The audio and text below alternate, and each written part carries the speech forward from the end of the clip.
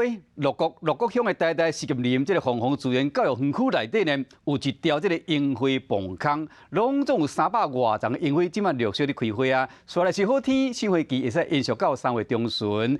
拜六礼拜，园区有免费的交通车通知，想要游览的人会使多多利用。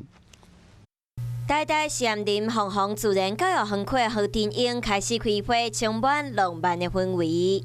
一般的那个樱花哈都是步道，很少有像我们这种隧道式的樱花了哈。这大概也是全台唯一一个樱花隧道这样。园区有6种无同的樱花，总共有500多丛。遮尔壮观的美景，嘛吸引不少游客来看花，嘛好心情真美丽。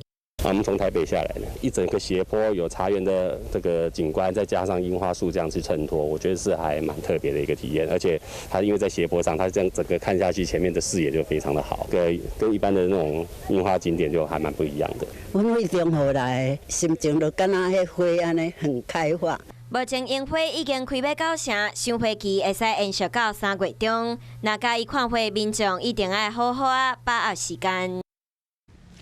Hello， 大家好，我是乃瑜，要教给大家2个任务。第一个，华视新闻的脸书专页，你按赞了吗？还有华视新闻的 YouTube 频道，赶紧订阅起来，还要记得按赞，开启小铃铛哦。